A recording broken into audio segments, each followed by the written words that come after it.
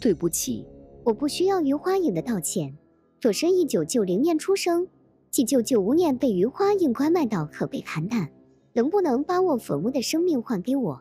所以我恳求一定要研判余花影。 다소 격앙된 말투와 눈빛으로 법정에서 가해자의 엄벌을 호소하는 여성. 이 여성의 이름은 양유화입니다. 그녀는 5살이 되던 해 유괴돼 집에서 1000리도 넘게 떨어진 허베이로 가게 되죠. 26년이 지나 우여곡절 끝에 가족을 찾고 집으로 돌아오게 되지만 그녀는 긴 세월 자신과 가족에게 고통과 절망을 안겨주었던 범인을 끝까지 추적해 법의 심판대에 세우는 데 성공합니다. 대낮에도 아동 납치가 버젓이 일어나는 중국에서 중국 사법부는 이 인면수심 유괴범에게 과연 어떤 처벌을 내릴까요? 오늘 이야기 시작합니다. 양유화 1990년 4월 5일 출생. 구이저우성 지진현의 한 묘족 가정에서 태어납니다. 아버지, 어머니, 언니, 그리고 양유화. 이렇게 네 식구는 비록 가난했지만 행복했습니다.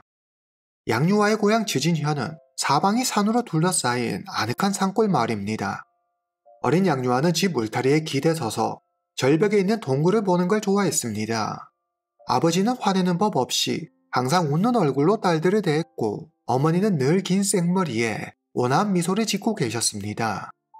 양유화는 어머니 이름을 기억하지 못하지만 외할머니가 어머니를 아프따이라고 부르던 걸 기억하고 있습니다.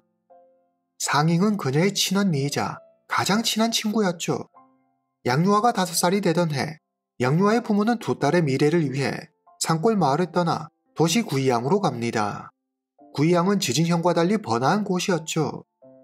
집 근처에 큰 시장과 도로가 있고 많은 사람들이 매일 그곳을 지나다녔습니다. 구이양으로 이사 온 후 양유화의 부모는 종이상자 제조 공장에서 일했습니다. 이후 작은 사업을 하게 되었고 그러면서 집안 형편도 조금씩 좋아지기 시작했죠. 경제적으로 여유로워진 양유화의 부모는 두 딸에게 새 옷과 장난감을 부족함 없이 사주었고 아이들의 친구들은 예쁜 옷과 장난감이 많은 자매를 부러워했습니다. 얼마 후 옆집에 새로운 이웃이 이사 옵니다. 남성의 이름은 공시엔량, 여성의 이름은 위화잉으로 두 사람은 부부였습니다. 공씨 부부는 예의 바르고 친절한 사람들이었죠. 이들 부부에게는 양유화 또래의 딸이 있었는데 부부는 딸을 데리고 과일이나 과자 등을 사서 종종 양유화의 집에 놀러 왔습니다. 양유화와 공씨 부부의 딸이 친해지면서 자연스럽게 부모들도 가까워졌죠. 위화잉은 종종 양유화를 데리고 나가 간식을 사주었는데요. 양유화의 부모는 바쁜 자신들을 대신해 아이들을 돌봐주고 챙겨주는 위화잉을 좋은 사람이라고 생각합니다. 도시로 이사와 좋은 이웃을 만났다며 무척 감사해하죠. 위화잉의 꿍꿍이가 무엇인지 아무것도 모른 채 말이죠. 1995년 겨울의 어느 아침 위화잉이 양유화의 집으로 옵니다. 양유화가 평소 갖고 싶다고 했던 뜨개질 도구를 사주겠다면서 말이죠. 이때 집에는 양유화와 언니 상익만 있었습니다. 양유화의 부모는 일을 나가고 집에 없었죠. 양유화는 언니에게 아줌마랑 금방 사가지고 오겠다며 위화잉을 따라 나섭니다. 이때 이 조그만 아이는 생각지도 못했습니다. 26년이 지난 후에야 언니를 다시 볼 수 있다는 사실을요. 위화잉은 양유화를 데리고 기차역으로 갑니다. 그리고 기차에 올라타자마자 태도가 싹 바뀌죠. 그녀는 양유화가 입고 있던 스웨터를 벗기더니 낡은 헌옷으로 갈아입힙니다. 양유화는 이제 고작 5살입니다. 자신이 납치되었다는 걸 인지하기엔 너무 어렸죠. 다정하고 상냥했던 이웃집 아줌마가 갑자기 사납게 변하니 그저 무섭고 겁이 날 뿐이었습니다. 양유화가 집에 가고 싶다고 울자 위화잉이 표독한 말을 쏟아냅니다. 그딴 소리 한 번만 더 하면 기차에서 던져버릴 거야! 덜커덩거리며 흔들리는 기차 안에서 양유화는 훌쩍거리다 잠이 듭니다. 훗날 양유화가 기억하길 이때 기차 안에서 어머니가 자신을 애타게 찾아다니는 꿈을 꾸게 되는데 꿈속에서 어머니가 자신을 양유화라고 불러 이후에도 양유화라는 이름 석자를 잊지 않고 기억할 수 있었다고 하죠. 얼마의 시간이 지났을까요? 기차는 구이양에서 약 1700km 떨어진 허베이성 한단시에 멈춰 섭니다. 위화잉은 양유화를 데리고 기차에서 내려 버스로 갈아타죠. 한참 후 위화잉과 양유화는 한단시에서 인신매매 중개인 일을 하고 있는 왕씨의 집에 도착합니다. 위화잉은 데려온 아이를 왕씨를 통해 알게 된 집에 팔아넘기고 있었죠. 양유화는 잠시 왕씨 집에 머물게 되는데 위화잉은 어린 양유화에게 집안일을 시키고 자기 마음에 들지 않으며 심하게 꾸짖었죠. 위화잉의 악행은 여기서 그치지 않았습니다. 그해 겨울은 유난히도 추웠습니다. 위화잉은 남자들을 바꿔가며 왕씨 집에서 잠자리를 했는데 그때마다 양유화를 문 밖에 세워두고 망을 보게 했죠. 한 번은 양유화가 머리를 감으면서 물이 뜨겁다고 하자 더 뜨거운 물을 가져와 끼얹어 버리는 등 아주 악랄한 자였습니다. 양유화가 왕씨의 집에서 지낸 지 어느덧 열흘이 지났습니다. 허베이성 한단시 야오자이촌에 사는 한 노인이 왕씨를 찾아가 단돈 2,500위안을 주고 양유화를 데려갑니다. 이후 양유화는 리수옌으로 이름을 바꾸고 다른 인생을 살게 되죠. 청각장애인 양아버지와 70이 된 할머니가 양유화의 새로운 가족이었습니다. 양아버지의 집은 어린아이가 살기에 환경이 너무 열악했습니다. 천장에서 비가 새고 집 구석구석 곰팡이가 피어 있었죠. 양유화는 여전히 자기가 팔려왔다는 사실을 깨닫지 못하고 조금만 기다리면 엄마 아빠가 자기를 데리러 올 거라고 철석같이 믿었습니다. 현재 상황을 인지하고 판단하기에 양유화는 너무 어렸죠. 아무리 기다려도 부모님은 오시지 않았고 양유화는 조금씩 새 환경에 적응해 갔습니다. 마을에 이상한 소문이 돌았는데 청각장애인 리씨가 나중에 아내로 맞으려고 양유화를 데려온 거래. 이 소문은 양유화의 귀에도 들어갔고 양유화는 양아버지를 멀리합니다. 한밤중에 어떤 인기척이라도 들릴라 치면 양아버지가 자기를 어떻게 하는 건 아닌지 두려웠죠. 그녀는 양아버지를 피해 친구 집에서 자기도 했습니다. 그러나 이건 그냥 소문일 뿐 사실이 아니었습니다. 양아버지는 그럴 생각도 계획도 전혀 없었죠. 그저 낱말하기 좋아하는 사람들이 리씨가 청각장애인이라고 무시하고 막 내뱉는 말들이었죠. 이 때문에 양유화는 불안한 유년기를 보내야 했습니다. 할머니는 여자는 공부할 필요가 없다고 생각하는 전형적인 농촌 할머니였습니다. 그 때문에 양유화는 초등학교를 졸업하고 돈을 벌기 위해 곧바로 외주로 나가 일을 하게 되죠. 그녀의 첫 직장은 아이스크림 제조 공장이었는데 어리다고 사람들한테 무시당하지 않기 위해 누구보다 열심히 일했습니다. 점점 사회생활에 익숙해지고 경력이 쌓이면서 양유화는 양아버지 집에서 멀리 떨어진 장수성으로 가 일하게 됩니다. 그리고 샤오씨라는 남성을 만나게 됩니다. 둘은 첫눈에 반했고 곧 연인 사이가 되죠.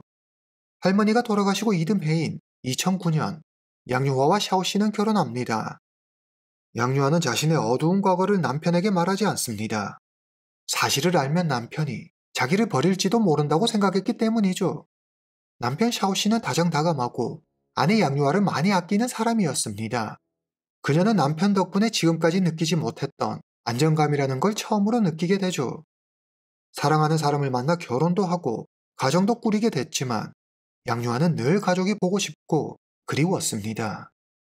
그러나 그녀는 부모님이 자기를 버린 건지 아니면 자기가 납치를 당한 건지 판단이 서지 않아 선뜻 가족을 찾아 나설 용기를 내지 못하고 있었죠. 하루는 양유화가 용기를 내 남편 샤오씨에게 모든 걸 말합니다. 남편과 시어머니는 양유화의 아픔을 통감하며 함께 찾아보자고 하죠. 2012년 양유화는 보배 회가라는 프로그램 제작진에 편지를 보내고 경찰서를 찾아가 도움을 요청합니다. 하지만 아무리 시간이 지나도 어떤 소식도 들려오지 않았죠. 양유화는 어린 시절 가족과 함께했던 따뜻했던 시간을 기억합니다. 그러나 그것이 어쩌면 자기가 만들어낸 허상일지도 모른다는 의심도 함께 품어왔죠. 어쩌면 진짜 부모가 자기를 버린 걸지도 모른다는 생각에 두려웠습니다. 늘 가지고 있던 두려움이 현실이 된 것만 같았죠. 그래, 날 버린 거였구나. 그래서 날 찾으러 오지도 않았던 거고. 그래, 이제 그만 포기하자.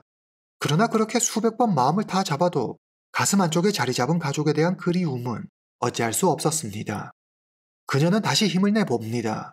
가족을 찾는 몇 년이 흐르고 양유화는 새아이의 엄마가 됩니다. 집도 사고 차도 사고 경제적으로도 꽤 여유로워졌습니다. 아이들이 자라면서 가족을 찾고 싶은 갈망이 점점 더 커졌습니다. 2021년 남편 샤오씨가 SNS의 힘을 빌려 가족을 찾아보자고 제안하죠. 그해 3월 양유화는 시어머니의 휴대전화로 SNS 계정을 만들어 자신의 사연을 담은 영상을 올립니다. 영상이 공개되고 서서히 조회수가 오르면서 사람들이 하나둘 그녀의 가족 찾는 일에 관심을 보이기 시작하죠. 그리고 얼마 뒤 기적 같은 일이 일어납니다. 2021년 5월 양유아의 사촌 동생이 SNS를 보다가 우연히 양유아의 영상을 보게 됩니다. 그녀는 즉시 양유아의 친언니 상잉에게 양유아의 영상을 보여주죠. 상잉은 곧장 양유아에게 연락했고 두 사람은 어린 시절 서로의 기억을 대조해 봅니다. 양유아는 친언니임을 확신했고 상잉을 만나러 가죠. 동시에 자신이 버림받은 게 아니었다는 사실에 안도했습니다. 마침내 두 사람은 감동의 재회를 하게 되고 그러나 그 기쁨도 잠시 양유아는 언니에게서 청천벽력 같은 소식을 듣게 됩니다. 부모님 두 분 다 이미 돌아가신 뒤였습니다. 이어지는 언니의 말에 양유아는 슬픔과 충격, 참을 수 없는 분노를 느끼게 되는데요.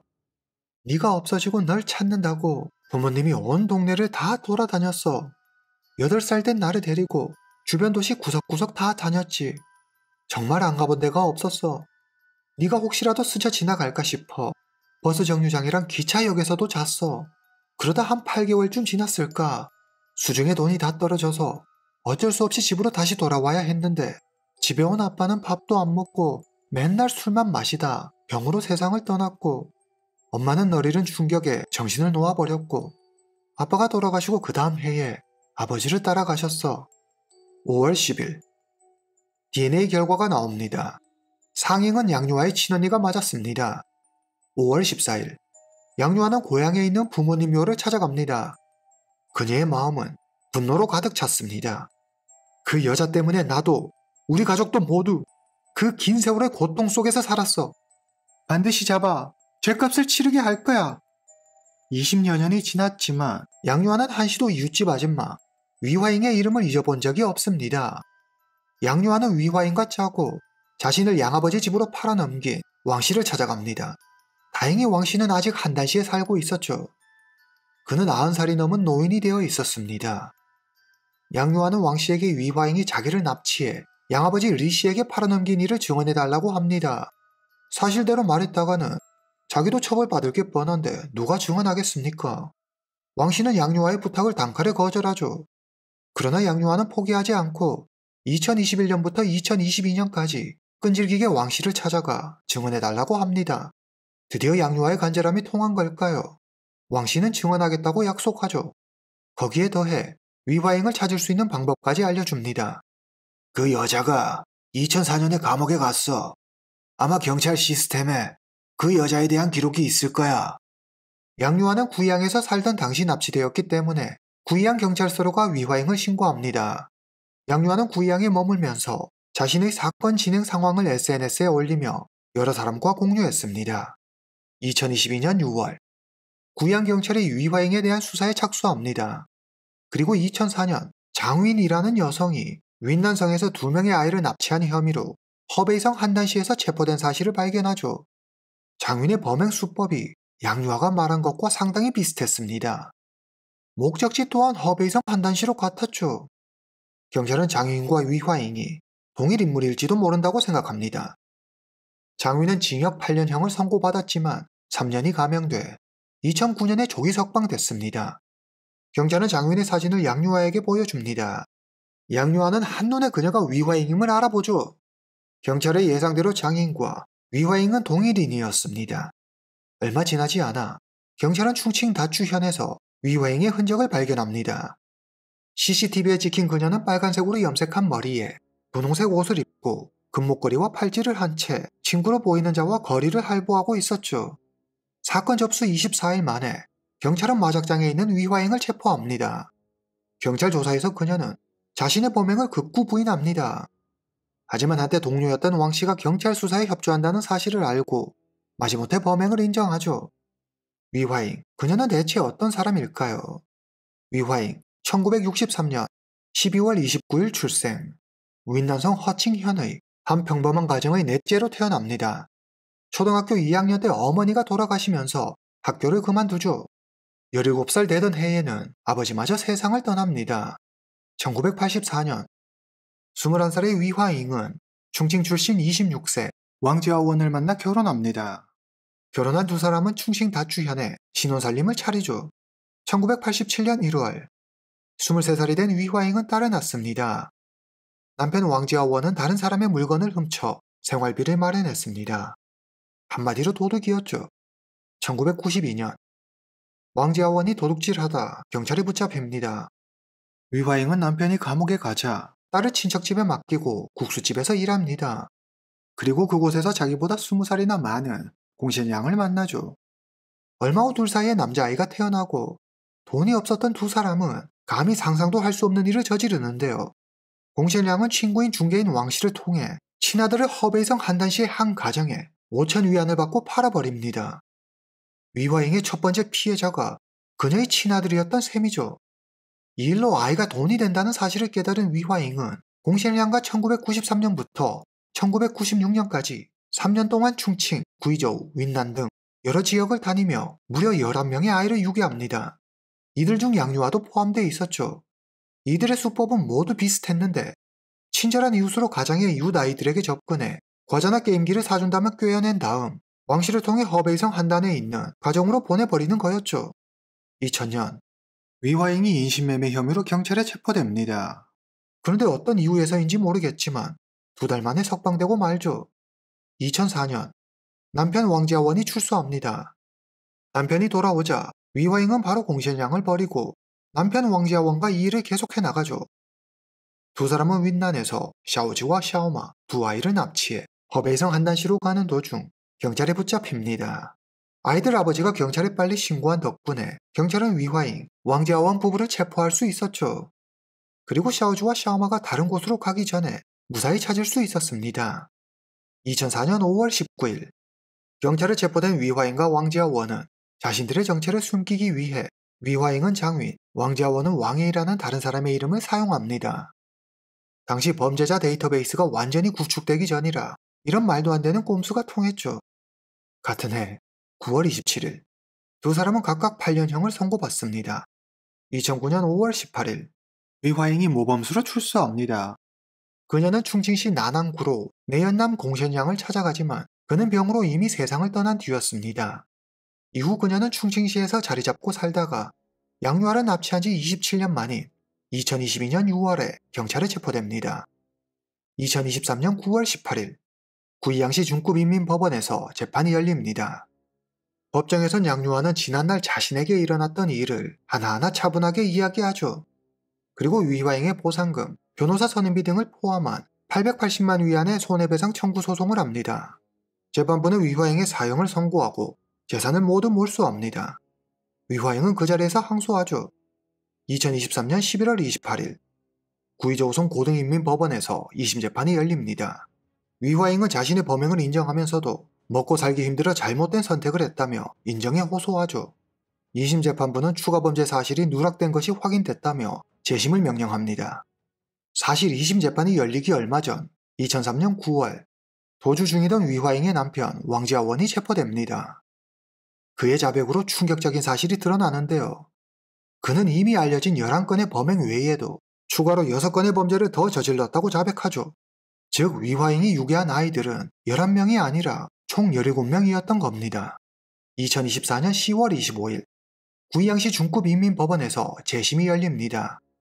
추가 범행이 밝혀지면서 더는 가망이 없다고 생각한 걸까요? 위화잉은 아무 잘못도 하지 않았다는 듯 방청석에 앉아있는 피해 가족들을 향해 소리 지르고 화를 내는 등 뻔뻔한 태도를 보입니다. 피해 가족 중에는 우울증으로 사망하거나 수년간 잃어버린 아이를 찾아다니느라 가족이 해체되는 아픔을 겪은 이들도 있었죠. 그러나 위화잉은 그들을 향해 끝까지 사과 한마디 하지 않았습니다. 재판부는 위화잉에게 이전과 같이 사형을 선고하고 재산을 모두 몰수합니다. 이번에도 위화잉은 형량이 너무 과하다며 항소하죠. 2024년 12월 19일 구이저우성 고등인민법원에서 재판이 열립니다. 아이들을 마치 상품처럼 취급하고 인간의 존엄성을 심각히 훼손했으며 이들 가정에도 심각한 피해를 줬다. 이에 사형을 선고한 원심을 유지한다. 재판부는 증거가 명확하고 원심 판결이 적절했다며 위화잉의 사형을 확정합니다. 재판이 끝나고 양유아는 곧장 부모님의 묘를 찾아갑니다. 그녀는 한결 편안해 보이는 얼굴로 SNS에 영상 하나를 올리는데요. 제가 사건에 매달린 지 1313일째 되는 날입니다. 고박 3년이 걸렸네요. 포기하지 않았기에 결국 해낼 수 있었습니다. 그리고 양유아는 한 잡지의 올해의 사회 인물로 선정되며 인터뷰에서 법의 정의가 실현돼 기쁘다는 소감을 전했습니다. 2025년 2월 28일 구이양시 중구인민법원은 최고인민법원의 승인을 받아 위화행의 형을 집행합니다. 위화행 사건은 중국 사회에 큰 충격을 안겼습니다. 사람들은 양유아의 양아버지도 처벌받아야 하는 거 아니냐고 이야기했지만 양유아는 양아버지를 감싸죠. 양아버지 리씨가 잘못을 한 건 맞지만 자라면서 자기를 괴롭히거나 구박한 적이 한 번도 없었다며 자신은 양아버지에게 고마운 마음을 가지고 있다고 했죠. 양유아는 리씨의 처벌을 원치 않았습니다. 그녀는 여전히 양아버지와 연락하며 가깝게 지내고 있다고 합니다. 현재 양유아는 허베이성 한단시의 미용실을 열어 남편과 세 아들과 함께 행복하게 살고 있습니다. 그리고 시간이 날 때면 고향에 가 언니 상인과 외할머니를 만나 함께 시간을 보내죠. 오늘 이야기는 여기까지입니다. 다음 시간에 뵙겠습니다.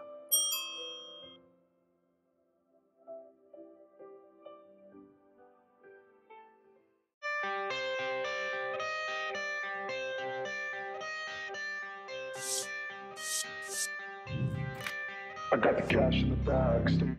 1996년 10월 24일 오전 9시 40분 중국 상해 제2중급인민법원. 한 여성이 얼굴에 붕대를 감고 휠체어를 탄 채 법정에 들어섭니다. 그녀는 절규하듯 울부짖습니다. 害得我瞒这样苦啊！你怎么下得了这种手段？你还是人吗？我受不了啊！ 이 여성은 남편의 내연녀가 뿌린 황산으로 인해 평생 지울 수 없는 상처를 안고 살아가게 됐습니다. 28세의 여교사, 남편의 내연녀는 여성의 딸에게도 똑같은 짓을 저질렀죠. 해당 사건이 알려지자 중국 사회는 충격에 빠졌습니다. 해당 재판은 실시간 생중계로 중국 전역에 방송됐고 중국 사법부는 이례적으로 사형을 선고하고 사형이 확정된 날 바로 형을 집행하죠. 빨간 옷을 입은 이 여성은 이 모습을 마지막으로 죄 많은 인생을 마감합니다. 도대체 이들에게 무슨 일이 있었던 걸까요? 오늘 이야기 시작합니다. 1996년 9월 11일 상해 양푸구에서 충격적인 사건이 발생합니다. 초등학교 교사 양유샤가 한 여성과 그녀의 딸에게 황산을 뿌리는 일이 일어나죠. 당시 딸의 나이는 겨우 9살이었습니다. 1996년 10월 24일 오전 9시 40분 상해 제2중급인민법원. 이 엄청난 사건의 범인 양유샤가 처음으로 세상에 그 모습을 드러냅니다. 뒤이어 피해 여성이 법정에 나타나죠. 피해 여성은 평생 고통 속에서 살아갈 어린 딸을 생각하며 비통한 마음을 토해냅니다. 사건의 참상이 드러나고 법정에 있는 사람들은 가해자 양위샤의 잔혹한 범행에 경악을 금치 못합니다. 그들은 양위샤에게 욕설을 퍼부으며 분노하죠. 판사가 직접 나서 조용히 시켜야 할 정도로 장면은 소란스러웠습니다. 피해 여성의 통곡에 사람들은 눈물을 흘리며 안타까워했고 당시 재판을 촬영하고 있던 취재진조차 평정심을 잃고 감정이 격해져 카메라가 흔들리는 모습이 그대로 방송되기도 했습니다. 중국인들은 황산같이 위험한 물건을 정부에서 대체 어떻게 관리하길래 한 개인의 손에 들어갈 수 있냐며 정부를 향한 비난의 목소리를 높이기도 했습니다. 我真的没有想到硫酸会有那么大的威力，给他们带来那么大的伤害。我实在太对不起两位受伤的无辜的，尤其是徐丽君小朋友，在他面前， 이렇게 될 줄 몰랐다는 지켜보는 사람이 더 당황스러운 무책임한 말들을 늘어놓으며 양위샤는 뒤늦은 눈물로 자신의 범행을 변명합니다. 3살 배기 딸의 엄마이자 28살의 초등학교 교사는 악귀에 홀린 듯 인간의 도를 넘은 잔혹한 범죄를 저지름으로 모든 걸 잃게 되죠.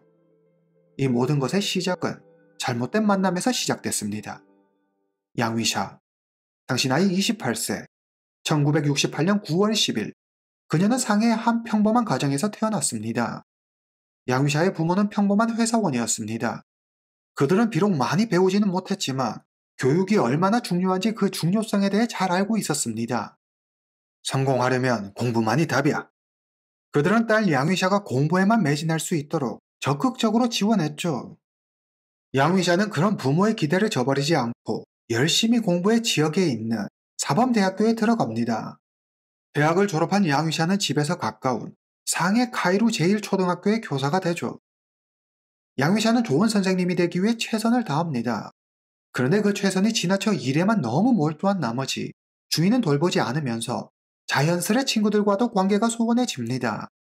주위 친구들이 양위샤의 곁을 떠나고 혼자 남은 그녀는 과중한 업무와 동료 교사들과의 갈등 등 사회 초년생이라면 을에 겪는 직장 내 스트레스와 어려움을 적절히 해결하는 방법을 찾지 못하고 그냥 혼자 참고 견디는 것으로 상황을 이겨내보려 합니다. 부모님에게 고민 상담을 할 수도 있었지만 걱정을 끼치기 싫었던 그녀는 혼자 모든 걸 감당하려 하죠. 양위샤는 힘든 일이 있을 때마다 학교로 가 교무실 책상에 앉아 생각에 잠기곤 했습니다. 그나마 다행이었던 건 그녀가 교사라는 자신의 직업에 상당한 자부심을 가지고 있었고 무척 좋아하며 적성에 잘 맞았다는 겁니다. 그렇게 시간이 흐르고 동료 교사의 소개로 양위샤는 장씨라는 남성을 알게 됩니다. 모쏠에 오랫동안 외로움에 힘들어하던 그녀는 자상한 장씨에게 푹 빠져버리죠. 두 사람은 곧 연인이 되고 장씨를 만나고 양위샤의 얼굴에 웃음이 떠나지 않았습니다. 그녀는 장씨를 운명의 상대라 믿고 그와 결혼을 결심합니다. 그런데 양위샤가 결혼 얘기를 꺼내자 장씨는 난감해하더니 돌연 이별을 통보합니다. 갑작스러운 이별 통보에 놀란 양위샤는 장씨를 붙잡고 매달려 보지만 장씨의 태도는 단호했습니다. 양위샤는 자신의 믿음과 사랑을 배신한 장씨를 증오하게 되죠. 그가 준 선물, 그와 찍은 사진 등 장씨와 함께한 추억을 모두 불태워버립니다. 이때부터 양위샤는 타인의 행동이나 말을 잘 믿지 못하고 대인관계에 큰 어려움을 겪게 됩니다. 그리고 한 번씩 분노를 조절하지 못하고 폭발하는 모습을 보여 주위 사람들을 놀라게 하죠. 1991년 양위샤는 교사 모임에서 우연한 기회에 리춘생을 만납니다. 리춘생은 양위샤와 같은 대학 동기였죠. 이후 두 사람은 자주 만나 카페에서 이야기를 나누고 영화를 보며 함께 시간을 보냅니다. 몇 번의 만남을 이어가던 중 두 사람은 서로에게 사랑을 느끼고 연인이 됩니다. 연인이 되고 얼마 지나지 않아 두 사람은 결혼식을 올리죠. 양위샤는 리춘생과 함께하는 행복한 미래를 꿈꿉니다. 그러나 그녀의 바람과 달리 두 사람의 결혼 생활은 시작부터 삐걱댔죠.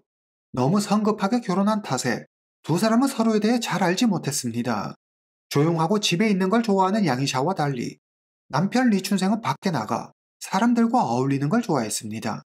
서로 바라는 이상적인 삶이 너무나 달랐던 두 사람은 사소한 일로도 자주 다퉜죠. 딸이 태어나고 둘의 갈등은 극에 달합니다. 양위샤는 남편 리춘생과 이혼하고 싶었지만 아빠 없이 자랄 딸을 생각하니 차마 그럴 수 없었습니다. 그녀가 이러지도 저러지도 못하는 사이 그녀에게 한 남성이 다가옵니다. 1996년 1월 양위샤는 이웃에 사는 슈거추를 만납니다. 그는 30대 후반의 양위샤와 10살 넘게 차이 났지만 나이에 비해 동안인데다 꽤 잘생긴 편이었습니다. 양위샤는 슈거추를 보며 그동안 잊고 살았던 설렘을 다시 느끼게 되죠. 사실 슈거추도 양위샤를 마음에 두고 있었습니다. 그는 양위샤를 만날 때마다 그녀에게 관심이 있다는 티를 팍팍 내죠. 양위샤가 결혼 생활에 만족하지 못한다는 걸 안 슈거추는 양위샤를 향해 강하게 자신의 마음을 어필합니다. 그러나 여기 큰 문제가 하나 있습니다. 두 사람은 시작부터 이루어질 수 없는, 절대 만나서는 안 되는 사이입니다. 양위샤는 이미 가정이 있는 사람이죠.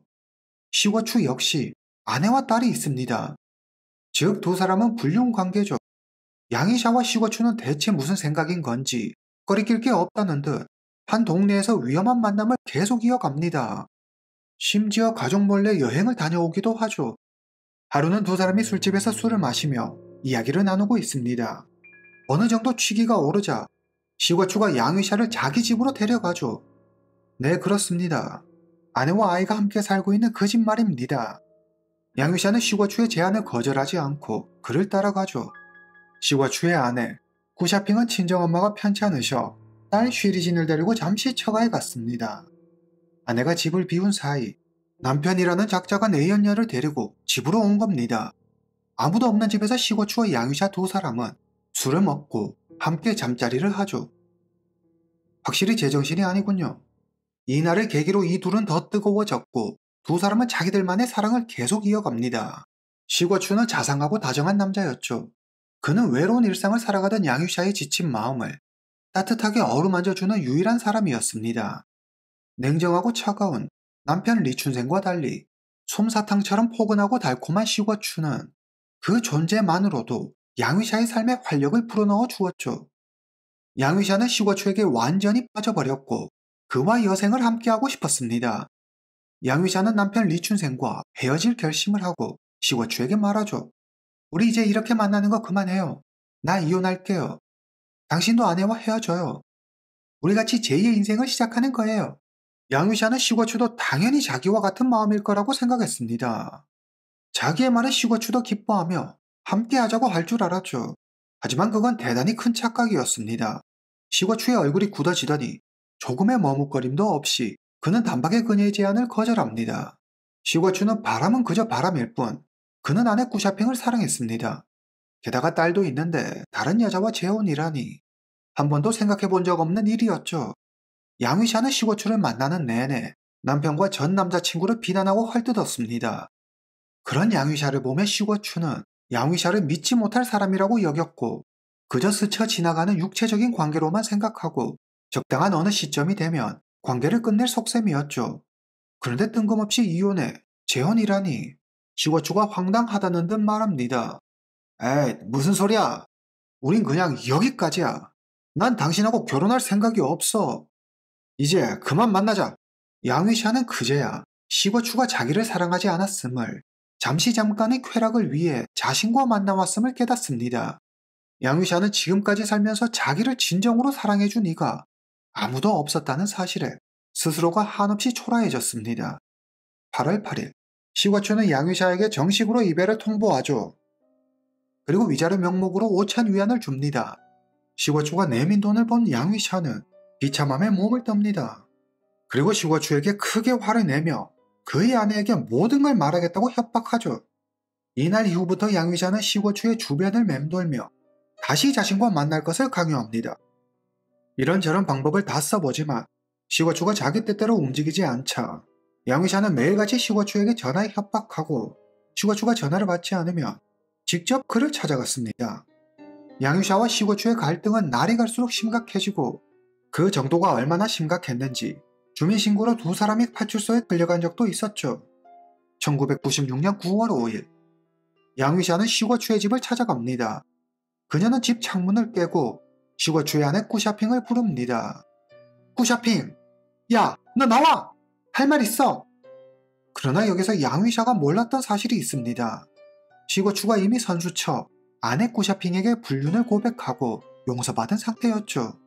구샤핑은 양위샤에게 따져 묻고 싶은 말들이 참 많았지만 양위샤의 광기 어린 눈빛과 뻔뻔한 태도를 보니 상대할 가치조차 없다고 생각해 무시해버립니다. 아내 구샤핑에게서 양위샤가 집으로 찾아와 행패를 부렸다는 이야기를 들은 시궈추는 양위샤가 근무하는 학교에 전화해 교장에게 과거 양위샤와 부적절한 관계였다는 사실을 털어놓으며 양위샤를 말려달라고 부탁하죠. 그러나 이런 그의 행동은 양위샤의 화를 더 돋을 뿐이었죠. 가정이 있는 양위샤가 유부남과 부정한 짓을 저질렀다는 소문이 학교에 쫙 퍼지고 그들은 양위샤를 질책하고 피했습니다. 자신의 전부였고 자부심이었던 학교에서 철저히 혼자가 되어버린 양위샤는 엄청난 배신감을 느끼고 깊은 분노와 복수심에 사로잡히죠. 양위샤는 결국 이성의 끈을 놓아버리고 절대 해서는 안 되는 선택을 하는 우를 범하게 됩니다. 바로 시궈추가 가장 소중히 여기는 것을 망가뜨리기로 하죠. 1996년 9월 9일 양위샤는 화장실이 막혀 뚫어야 한다며 학부모 마씨에게 농도 95%가 넘는 500ml 황산 한 병을 삽니다. 마씨는 처음에는 위험하다며 양위샤를 말렸지만 선생님의 부탁이니 학부모로서 어떻게 더 이상 말릴 방도가 없었습니다. 마씨는 선생님인 양위샤를 믿고 황산을 주죠. 집에 온 양위샤는 황산을 병 2개에 나눠 담습니다. 다음날 9월 10일 오늘은 양위샤의 생일입니다. 그녀는 반 학생들로부터 받은 생일 축하 편지를 가지고 집으로 돌아옵니다. 그녀는 남편 리춘생과 딸이 보는 앞에서 학생들이 준 편지를 읽죠. 오후 6시 양위샤는 남편 딸과 함께 부동의 한 레스토랑에서 저녁을 먹습니다. 생일이라 그런지 오늘따라 남편 리춘생이 유난히 양위샤를 살갑게 챙기고 부드럽게 대하죠. 그러나 밥 먹는 내내 양위샤의 머릿속은 온통 어떻게 하면 자기가 겪은 이 치욕을 대갚아줄 수 있을지, 어떻게 하면 그들에게 가장 고통스러운 아픔을 줄 수 있을지 하는 생각들 뿐이었죠. 집에 돌아온 양위샤는 남편 리춘생에게 유서를 남깁니다. 난 날 갖고는 그 사람에게 복수할 거예요. 지금 와서 다 소용없는 말이지만 당신과 관계 개선을 위해 노력하지 않은 게 너무 후회돼요. 아이는 재판에 데려오지 말아줘요. 난 이미 결정했어요. 미안해요. 9월 11일 오전 양위샤는 아침 일찍 양푸구 인식로로 갑니다. 그곳엔 시고추의 딸 쉬리진이 다니는 초등학교가 있죠. 양위샤는 쉬리진의 부모가 딸 쉬리진을 데려오라고 했다며 학교 선생님을 속이고 쉬리진을 데리고 학교를 나옵니다. 인적이 드문 외진 공사장으로 쉬리진을 데려간 양위샤는 비정한 목소리로 중얼거립니다. 아줌마가 머리 감겨줄게. 양위샤는 뒤에서 쉬리진의 머리카락을 잡아당기더니 쉬리진의 얼굴에 황산을 뿌립니다. 쉬리진은 엄청난 고통에 그대로 그 자리에 주저앉아 버립니다. 양위샤는 고통에 몸부림치는 쉬리진을 뒤로 하고 자전거를 타고 시고추의 집으로 갑니다. 그리고 그의 아내 꾸샤핑에게도 쉬리진에게 했던 것과 똑같은 짓을 저지르죠. 양위샤는 재빠르게 시고추의 집을 빠져나오지만 범행 과정에서 두 손에 화상을 입어 인근 병원으로 가 치료를 받습니다. 오후 3시 두 손에 붕대를 칭칭 감은 양위샤가 가족과 함께 경찰서를 찾아와 자수합니다. 쉬리진은 근처를 지나던 행인에게 발견돼 병원으로 옮겨졌지만 전신에 2, 3도 화상을 입고 양쪽 눈을 크게 다쳤습니다. 꾸샤핑은 얼굴이 녹아내렸고 양팔과 등, 무릎 등에 심한 화상을 입었죠. 사건 발생 후 시고추는 병원에 있는 아내와 딸을 보고 자신의 지난날을 후회하며 통원의 눈물을 펑펑 쏟았습니다. 1996년 10월 24일 상해 제2중구민민법원에서 재판이 열립니다. 재판이 시작되자 양위샤가 사람들 앞에 모습을 드러냅니다. 그리 크지 않은 키의 그녀는 얼룩무늬 셔츠를 입고 검은색 뿔테 안경을 쓰고 있었습니다. 조용하고 유약해 보이기까지 한 그녀가 이런 잔인한 범행을 저지르다니 믿기 어려웠습니다. 我真的没有想到硫酸会有那么大的威力，给他们带来那么大的伤害。我实在太对不起两位受伤的无辜的，尤其是徐丽君小朋友，在他面前，我永远跟他死。 아침 8시에 시작된 재판은 8시간 동안 진행됐습니다. 피해자 가족을 비롯한 대다수의 사람들은 법정 최고형이 내려지길 원했지만 양위샤가 스스로 경찰서를 찾아가 자수한 데다 그녀에게는 아직 어린 딸이 있고 게다가 살인사건이 아니었기 때문에 법조계에서는 최대 무기징역이 선고될 거라는 의견이 주를 이루었죠. 그러나 중국 사법부는 모두의 예상을 깨고 양위샤에게 사형을 선고합니다. 양위샤는 판결에 불복해 곧장 항소하죠. 2심 재판을 기다리는 동안 양위샤는 자신이 임신했다고 주장합니다. 당시 중국은 임산부에게는 절대 사형을 선고하지 않는다는 법적 조항이 있었습니다. 법원은 1996년 10월 16일과 11월 13일 두 번의 검사를 진행하지만 결과는 모두 음성, 임신이 아닌 것으로 밝혀졌습니다. 최단 형량을 줄여보려는 양위샤의 꼼수였죠. 1996년 12월 10일 오전 9시 55분 상해 최고인민법원은 잔인한 수법으로 무고한 사람을 다치게 해 평생 지울 수 없는 상처를 입혔다며 양위샤의 항소를 기각하고 원심 판결을 그대로 유지합니다. 그리고 선고와 동시에 바로 형을 집행하겠노라 발표하죠. 오전 10시 50분 빨간색 옷을 입은 양위샤가 당장으로 끌려가고 잠시 후 종소리와 함께 양위샤는 28세의 짧은 생을 마감합니다. 이후 시고추의 딸 쉬리진은 총 4번의 수술을 받지만 안타깝게도 양쪽 눈을 모두 실명하게 되죠.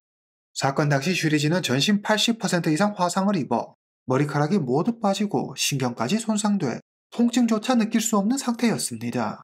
수십 차례 피부 이식 수술을 받지만 팔, 다리 등의 관절이 굳거나 손상돼 육체적으로나 정신적으로 큰 고통에 시달리죠. 사건 발생 11년 후 한 방송국에서 쉬씨 가족의 모습을 방영한 적이 있는데 시고추가 아픈 아내와 딸을 돌보며 지내고 있었습니다. 딸 쉬리진은 학교를 그만두고 대부분의 시간을 집에서 보내고 있었죠. 이 모든 것의 시작이라 말할 수 있는 시고추는 인터뷰에서 이 일로 가족, 친척, 친구 등 많은 이들이 자신에게 등을 돌렸으며 많은 비난을 받고 죽지 못해 겨우 살고 있다며 자신의 고통을 호소하죠. 사람은 쉽게 변하지 않는다는 진리를 몸소 확인시켜주네요. 시고추의 어머니는 손녀 쉬리진을 보살피다 충격을 견디지 못하고 사건 발생 40일째 되는 날 53세의 나이로 세상을 떠나고 맙니다. 마지막으로 양위샤의 딸은 어떻게 됐을까요? 한 네티즌에 따르면 중학교 시절 심한 따돌림을 당했던 그녀는 졸업 후 동기들이 모인 단톡방에 갑자기 나타나 따돌림을 주도한 친구에게 복수하겠다는 말을 남기고 홀연히 사라졌다고 하죠. 두 사람의 불장난 같은 분류는 죄 없는 다른 이들을 고통 속으로 밀어넣으며 비극으로 끝이 났습니다. 욕망과 본능, 마음을 충실히 따른 결정의 뒤에는 파국만이 기다리고 있을 뿐이죠. 오늘 이야기는 여기까지입니다. 다음 시간에 뵙겠습니다.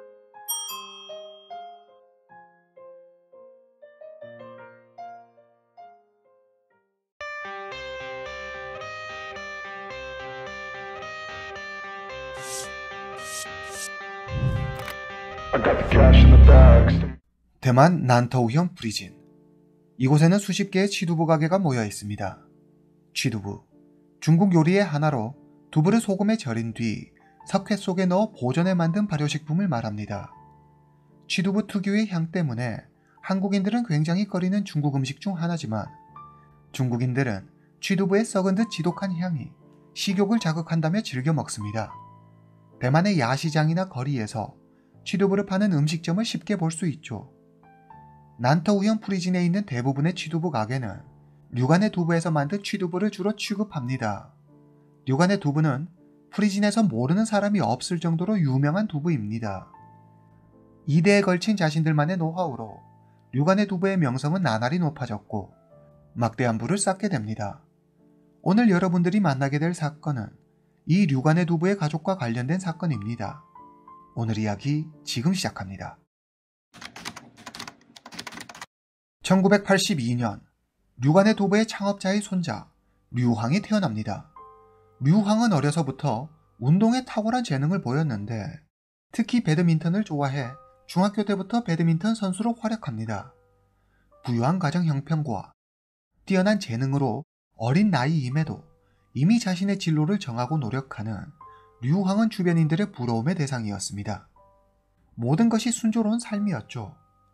그런데 단 한 번, 이 한 번의 인연이 그의 인생을 송두리째 바꿔놓습니다. 고등학생이던 류황은 타이난시에 있는 한 호텔 와인 판매점에서 일하는 여성을 알게 됩니다. 자신이 늘 꿈꿔왔던 이상형 그대로의 모습을 가진 그녀에게 류황은 첫눈에 반해버립니다. 그녀는 자신보다 어리고 고등학생이었지만 돈이 많은 류황의 대시가 그리 싫지만은 않았습니다. 두 사람은 곧 연인관계로 발전합니다. 그녀의 이름은 이무여, 타이난시 출신으로 고등학교를 졸업하고 타이난시에 있는 한 호텔의 와인 판매점에서 일하고 있습니다. 이무여와 만나면서 운동밖에 모르던 류황은 완전히 다른 사람으로 변합니다. 그는 자주 수업을 빠졌고 배드민턴 훈련에도 잘 나가지 않았을 뿐더러 미성년자임에도 불구하고 술과 도박에 손대기 시작했습니다. 그런데 두 사람의 만남에는 또 다른 큰 문제가 있었습니다. 이무여는 마크6라는 복권에 빠져 있었는데 우리나라로 치면 로또라고 생각하시면 됩니다. 마크6는 로또보다 4개 숫자가 더 있는데, 즉 49개의 숫자 중에서 6개를 맞추면 1등을 하는 게임이죠. 문제는 우리나라의 로또도 1등에 당첨되려면 어마어마한 천운이 따라야 하는데 마크6는 이 로또보다 더 엄청나게 어려운, 정말 전생의 우주를 한 서너 번은 구해야 1등을 할 수 있을까 말까 하는 확률을 자랑합니다. 그런데 임유어가 이 복권에 완전히 미쳐 있었습니다. 재미삼아 한두 번 하는 수준이 아니라 이무여 자신이 가진 돈을 모두 복권을 사는데 탕진해 버렸고 심지어 남한테 돈까지 빌려 꽤 많은 빚을 지고 있었습니다. 이 사실을 알게 된 류황은 임우여의 어리석음과 한탕주의를 탓하기는커녕 그녀가 진 빚을 모두 갚아줍니다. 게다가 그녀가 앞으로도 계속 복권을 살 수 있도록 돈을 지원해주겠다고 약속하죠. 이제 이무여는 누구한테 아쉬운 소리 할 것 없이 류황의 돈을 이용해 아주 편하게 복권을 사며 1등을 꿈꿀 수 있게 됐습니다. 하지만 당연히 1등은 그녀의 것이 되지 못하죠. 얼마 지나지 않아 류황이 사용하던 모든 신용카드의 한도가 초과됩니다. 이 사실을 알게 된 류황의 부모는 이런 어처구니 없는 상황에 아들 류황을 크게 꾸짖으며 이무여와의 관계를 정리하라고 말합니다. 제정신이니 당장 그 여자랑 헤어져. 그렇지 않으면 모든 용돈을 끊어버릴 테야. 그러나 류황은 부모의 만류에도 아랑곳하지 않고 계속 이무요와의 만남을 이어갑니다. 그렇게 시간은 흐르고 류황이 고등학교를 졸업할 때가 됩니다. 그런데 갑자기 그의 아버지의 건강이 나빠집니다. 류 씨의 아버지는 아들 류황이 가업인 두부 사업을 잇기를 원했습니다. 그러자 류황이 말합니다. 아버지, 그러면 이무요와의 결혼을 허락해 주세요. 그녀와 결혼하면 할아버지와 아버지가 하셨던 두부 사업을 맡아서 할게요. 그녀는 이미 제 아이를 가졌다고요. 결국 류 씨의 부모는 완강한 아들의 모습에 하는 수 없이 이무여를 받아들입니다. 류황과 이무여, 두 사람은 타이난시에 있는 결혼식장에서 성대한 결혼식을 올립니다. 류황은 자신이 그토록 원하던 이무여와 드디어 가정을 이루게 됐으니 앞으로 행복한 미래만이 자신을 기다리고 있을 거라고 생각합니다. 결혼식이 끝난 후 류황이 부모에게 말합니다. 저 사실 빚이 좀 있어요. 좀 도와주세요. 네, 예상하셨겠지만 방탕한 생활을 했던 류황, 이무여 두 사람은 각각 도박과 복권에 빠져 상당한 금액의 빚을 진 상태였습니다. 류 씨의 부모는 분노했지만 곧 태어날 손자를 생각해 그들의 빚을 모두 청산해 줍니다. 그리고 두 사람에게 정신 차리고 두부 사업에 전념하라며 다그치죠. 착했던 아들이 며느리 때문에 변했다며 가뜩이나 며느리를 탐탁지 않게 여기던 류황의 어머니는 더 노골적으로 이무여를 싫어하며 시어머니와 며느리의 갈등은 더 심해집니다. 그러나 류황과 이무여도 염치는 있었는지 정신 차리고 착실하게 사업을 하는 듯 했습니다. 장사도 제법 잘했죠. 심지어 이무여는 새로운 메뉴를 개발해 사람들의 입맛을 사로잡는 데 성공합니다. 류간의 두부의 새로운 전성기가 열리며 류씨 집안에도 평화가 찾아오는 듯 했습니다. 하지만 개가 똥을 끊지 이들이 도박과 복권을 끊을까요? 장사가 잘 되자 이들은 곧 본성을 드러내고 맙니다. 그들은 두부 품질은 전혀 신경 쓰지 않고 마음대로 가격을 올려버리거나 두부도 제때 납품하지 않아 거래처에 큰 피해를 주는 등 엉망으로 사업을 하고 있었습니다. 류간의 두부와 오랜 우호 관계를 형성해온 거래처들의 불만은 갈수록 커져갔죠. 거래처 사장들은 그동안 류간의 두부와의 관계를 생각해 어린 류씨 부부가 일에 익숙하지 않아 일어난 일이라고 생각하며 기다렸지만 시간이 지나도 상황은 조금 더 개선되지 않았습니다. 결국 인내심이 바닥난 거래처 사장들은 류간의 두부와 거래를 끊기 시작합니다. 뭔가 상황이 심상치 않다는 것을 느낀 류황의 아버지는 아들 내외를 데리고 일일이 거래처를 찾아다니며 지난 일을 사과하고 재발 방지를 약속합니다. 그리고 한층 더 개선된 품질과 서비스를 제공하겠다고 하죠. 이런 아버지의 간절함을 알기나 하는지 류황과 이무야는 내내 시큰둥한 표정으로 허리 굽혀 사과하는 아버지 곁에 멀뚱멀뚱 서 있을 뿐이었습니다. 다행히 류황은 아버지의 도움으로 거래처 몇 군데와 관계를 회복하지만 조금도 달라지지 않은 류황과 이무야의 태도에 어렵게 되살려 놓은 관계는 오래가지 못하고 깨져버립니다. 설상가상으로 류황의 어머니와 이무여 사이의 지독한 갈등을 조절하고 류간의 두부의 중심을 잡아주던 류황의 아버지가 세상을 떠납니다.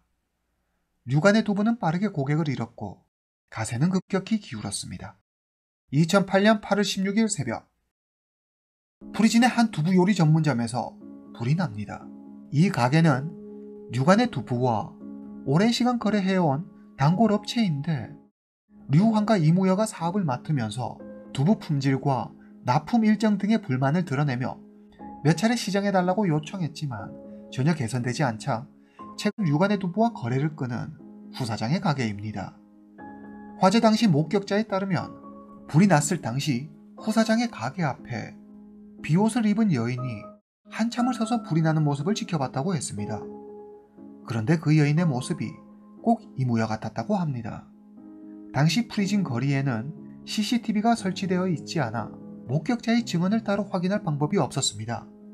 경찰은 목격자의 증언 말고는 범행을 증명할 만한 직접적인 증거가 없어 이무여를 조사하거나 체포하지 못합니다.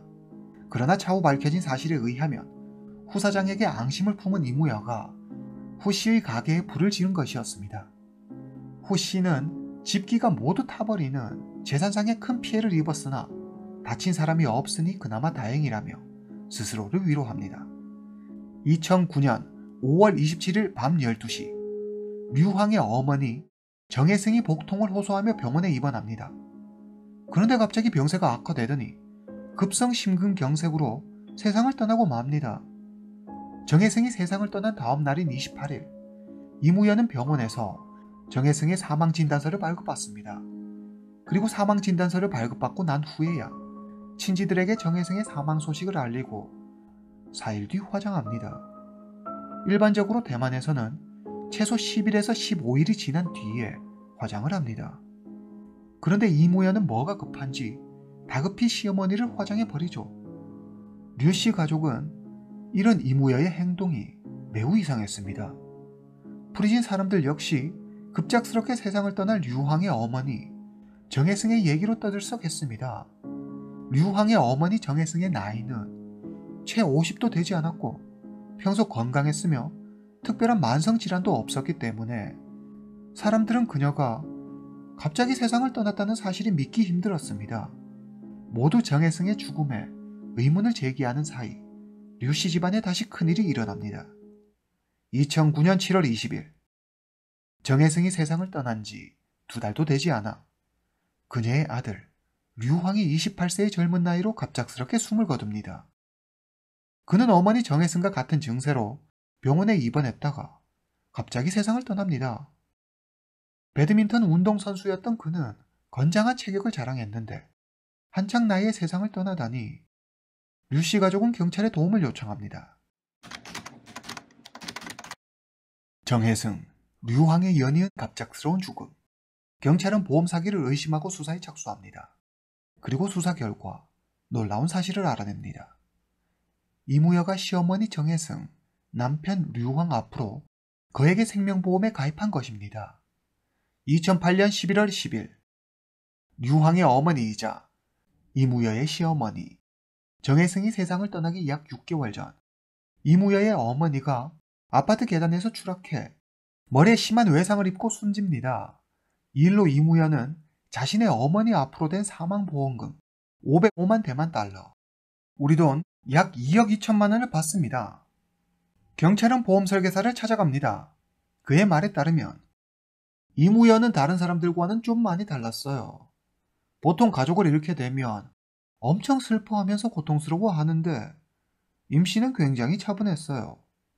도저히 가족을 잃은 사람이라고 생각하기 힘들 정도로 덤덤했죠. 그저 보험금이 언제 나오는지에만 관심이 있었어요. 하루는 보험금이 빨리 나오지 않자 동네 양아치들을 보내 절 협박한 적도 있었지요. 보험 설계사 역시 이무여의 행동은 보통의 다른 이들과 많이 달랐다며 마음에 걸린다고 했습니다. 수사를 이어가던 경찰은 이무여가 자신의 어머니, 시어머니 정혜승, 남편 류황 모두 이들이 사망하기 전 10일에서 20일 전에 그들 앞으로 거액의 생명보험에 가입한 사실을 알게 됩니다. 보험의 수익자는 모두 갓 태어난 이무여의 아들로 되어 있었습니다. 이무여의 아들은 아기였기 때문에 보나마나 이무여가 보험금을 타서 다 사용했을 것입니다. 경찰은 이무여가 보험금을 노리고 자신의 어머니, 시어머니 정혜승, 그리고 남편 류황까지 해쳤을 것으로 추정하고 증거를 찾기 위해 노력합니다. 이무여의 어머니와 시어머니 정혜승은 이미 화장되었지만 경찰이 사건에 개입하고 류황의 화장은 막은 상태였기 때문에 류황은 완벽하게 보존되어 있는 상태입니다. 경찰은 즉시 부검을 의뢰합니다. 부검 결과 류황의 체내에서 항우울제와 다량의 농약 성분이 검출됩니다. 류황은 정신과 진료 기록이 없었고 정신적으로도 전혀 문제가 없었습니다. 게다가 농약이라니 어떻게 농약 성분이 검출된 것일까요? 경찰은 아내 이무여를 가장 유력한 용의자로 지목, 병원 CCTV 영상을 확보하고 병원 관계자들을 대상으로 단문조사를 실시합니다. 2009년 6월 25일 새벽 류황의 몸 상태가 갑자기 나빠져 병원에 입원합니다. 아내 이무여는 남편 류황의 곁을 지키며 상태를 살핍니다. 그러다 그녀의 눈빛이 순간 달라집니다. 새벽 3시, 류황의 상태를 살피러 왔던 간호사는 이상한 점을 하나 발견합니다. 원래 투명했던 수액이 누렇게 변해 있는 것이었습니다. 게다가 조금씩 회복되던 류황의 상태가 급격히 안 좋아진 듯 보였습니다. 간호사는 다급히 의사를 호출합니다. 그리고 그들의 빠른 응급처치로 류황의 상태는 다시 안정됩니다. 간호사는 새로 수액을 교체하며 묻습니다. 보호자님, 수액의 색이 왜 이런 거죠? 왜 나한테 그래요? 당신 내가 알 거 아니에요. 이무연은 대려 성질을 냅니다. 간호사는 똑똑히 기억하고 있습니다. 수액은 분명히 아무 문제 없는 투명한 색이었습니다. 간호사는 이무야의 행동이 뭔가 수상하다고 생각하고 그녀의 행동을 주시합니다. 새벽 5시, 이무야는 간호사가 잠시 한눈을 판 사이 남편 류황이 맡고 있는 수액에 주사기를 꽂아 정체불명의 용액을 투여합니다. 이무야가 수액을 만지는 듯한 행동을 보이자 간호사가 병실로 뛰어들어오며 소리칩니다. 지금 뭐 하는 거예요? 이무야는 급히 주사기를 숨기고는 수액이 잘 들어가고 있나 확인한 거라며 둘러댑니다. 2009년 7월 17일 새벽 5시 40분, 복통을 호소하며 류황이 다시 병원에 입원합니다. 이번에도 역시 아내 이무야가 그의 곁을 지킵니다. 그러나 아내 이무야는 지난번과는 달리 이번에는 1인실을 선택해 입원합니다. 며칠 뒤 7월 20일 새벽, 점점 상태가 악화되던 류황이 결국 숨을 거두고 맙니다. 1월 17일에서 20일 사이 의료진을 제외하고 류황의 병실을 드나든 건 이무야 한 사람뿐입니다. 경찰은 아내 임씨가 무슨 수작을 부린 것이 틀림없다고 생각합니다. 이때 한 간호사가 누렇게 변질된 수액을 경찰에게 주며 처음 류황이 입원했을 당시 수상했던 이무야의 행동에 대해 이야기합니다. 경찰은 즉시 해당 수액의 성분을 분석합니다. 검사 결과 수액에서 항우울제와 농약 성분이 검출됐는데 류황의 체내에서 검출된 약물, 농약 성분과 같았습니다. 경찰은 이무야를 체포합니다. 여러 언론에서 해당 사건에 대해 보도했고 해당 사건을 접한 대만인들은 경악했습니다. 체포 당시 이무야는 자신의 범행을 인정하지 않았습니다. 경찰의 압박 수사 끝에 4개월이 지난 후 결국 그녀는 자신의 범행을 인정합니다. 자신의 어머니, 시어머니 정혜승, 남편 류황 모두 그녀의 소행이었습니다. 그녀는 보험금을 타기 위해 치밀한 계획을 세운 다음 자기 가족을 한 명씩 해쳤습니다. 처음에는 자신의 어머니를 아파트 계단에서 밀었고 시어머니와 남편에게는 조금씩 그리고 꾸준히 항우울제와 농약을 음식에 섞어 먹였고 두 사람이 복통으로 병원에 입원하자 수액에 항우울제와 농약을 투여해 목숨을 잃게 만들었습니다. 수사 중이던 경찰은 더 충격적인 사실을 발견합니다. 이무야가 자신의 동생과 갓 태어난 아들 앞으로도 그에게 생명보험을 들었던 것입니다. 만약 이무야가 경찰에 체포되지 않았다면 두 사람 역시 그녀의 범행 대상이 되어 큰 변을 당했을지도 모릅니다. 대체 이무야는 왜 이렇게 많은 돈을 필요했고 돈에 집착했을까요? 이유는 단 하나였습니다. 복권, 마크 6라는 복권을 마음껏 하기 위해서였습니다. 그녀는 복권을 사기 위해 이미 많은 돈을 탕진했고 많은 빚을 진 상태였습니다. 그렇지만 그녀는 포기하지 않고 계속 복권에 도전했죠. 복권에서 1등을 하기 위해서는 더 많은 돈이 필요했습니다. 재판에서 이무야는 갑자기 태도를 바꿔 자신의 기존 진술을 번복합니다. 경찰의 강압적인 수사에 어쩔 수 없이 죄를 인정했다는 것입니다. 그녀는 자신이 남편 류황의 목숨을 빼앗았다는 것은 인정했습니다.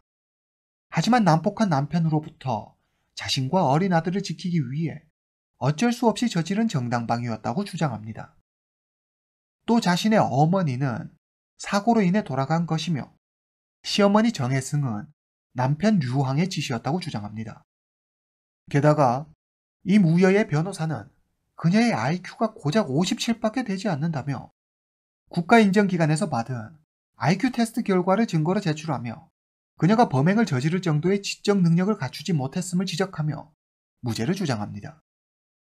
임우여의 IQ는 새로운 쟁점으로 급부상하며 대만인들 사이에서 해당 사건이 유명해지는 하나의 계기가 됩니다. 과연 재판부가 어떤 결정을 내릴지 재판부의 결정에 이목이 집중됩니다. 2011년 5월 대만 남투현 지방법원은 임우여에게 법정 최고형을 선고합니다. 재판이 끝나자마자 재판 결과에 불복한 임우여는 바로 항소합니다. 2013년 6월 13일 대법원에 의해 임우여는 최종 사형을 선고받습니다. 오늘 이야기는 여기까지입니다. 다음 시간에 뵙겠습니다.